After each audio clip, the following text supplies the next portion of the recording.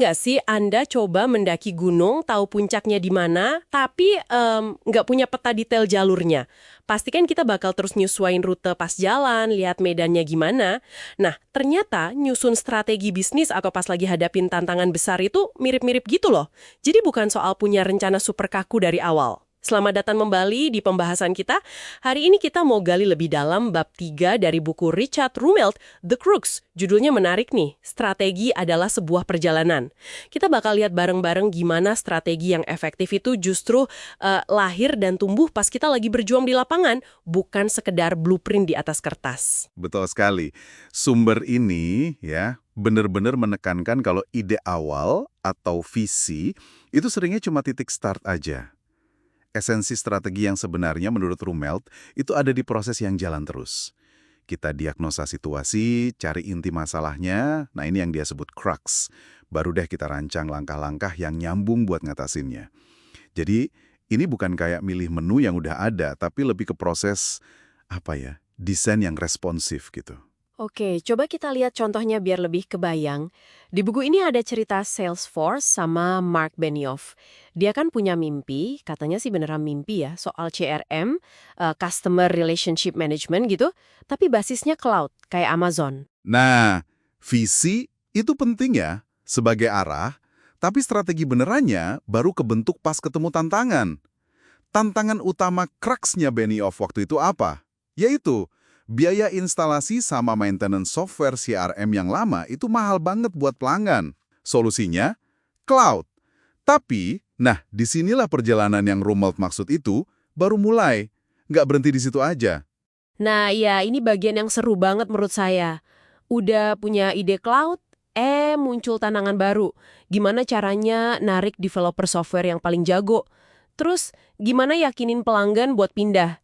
Taktik awalnya buat dapetin pelanggan malah kurang berhasil ya. Betul. Ini nunjukin banget kalau strategi itu dinamis, bukan cetak biru mati. Salesforce harus terus-terusan, merancang pendekatan baru.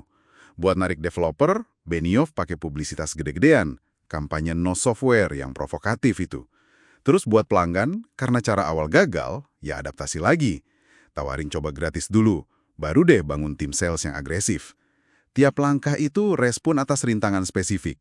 Rumelt kan dekenin banget pentingnya nemuin crux, 1 atau 2 titik kritis, yang kalau diatasi, jalannya jadi kebuka.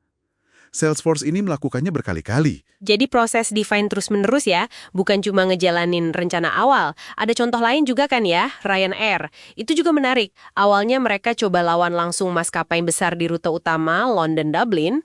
Iya, yang notabene disubsidi pemerintah lagi. Hasilnya, ya ampun, mereka hampir bangkrut. Strategi awal itu gagal total. Kenapa?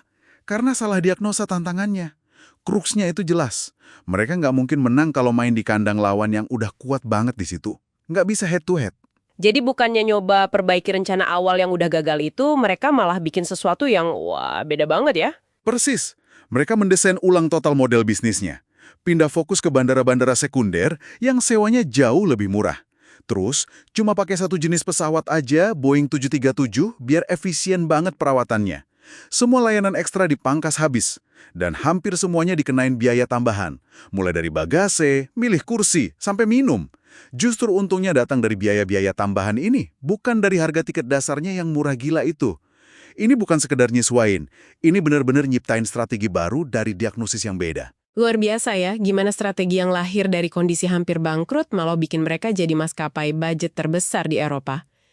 Tapi benar kata Rumelt, perjalanannya yang nggak berhenti. Sekarang mereka punya tantangan baru lagi, kayak dampak pandemi, isu subsidi buat pesaing. Nah, 2 cerita ini, Salesforce dan Ryanair, itu benar-benar menunjukin poin utama bab 3 ini. Strategi itu ya proses adaptif. Kita hadapi realitas yang terus berubah. Ambisi awal itu bisa banget dan seringkali emang harus disesuaikan. Ingat contoh lain di buku?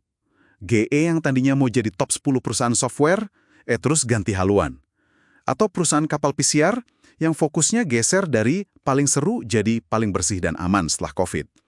Strategi itu soal gimana kita ngadepin apa yang ada di depan kita sekarang. Oke, jadi apa nih artinya buat kita semua, buat Anda yang lagi nyusun strategi atau mungkin lagi hadapin tantangan yang rumit, kayaknya intinya jangan terlalu kaku sama rencana awal ya, jangan anggap itu peta sakti yang nggak boleh diubah. Tepat sekali. Fokusnya lebih ke diagnosis yang tajam. Apa sih tantangan paling mendasar yang lagi dihadapi? Di mana letak kruksnya? Titik ungkit paling kritis yang paling mungkin kita atasi dan bakal ngasih dampak paling besar. Kalau itu udah ketemu, baru rancang serangkaian tindakan yang saling dukung buat ngatasin kruks tadi. Dan yang paling penting, siap untuk terus belajar, adaptasi, dan ya itu tadi, mendesain ulang langkah kita seiring waktu, seiring munculnya rintangan baru.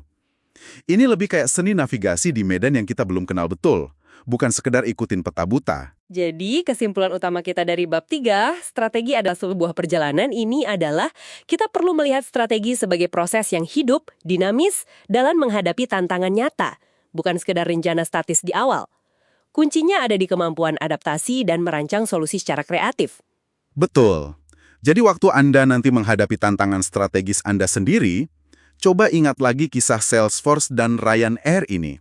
Sukses itu seringkali bukan datang dari rencana awal yang sempurna banget, tapi dari kemampuan buat terus belajar dari pengalaman, diagnosa ulang situasi, dan secara cerdik, yaitu merancang jalan keluar pas ketemu tikungan tak terduga di perjalanan. Nah, ini mungkin satu pertanyaan buat Anda renungkan. Dalam menghadapi tantangan Anda saat ini, seberapa kuat sih Anda masih pegang peta awal Anda? Dan seberapa siap Anda buat benar-benar navigasi di medan tak terduga yang ada di depan, bahkan kalau itu artinya harus putar arah secara fundamental?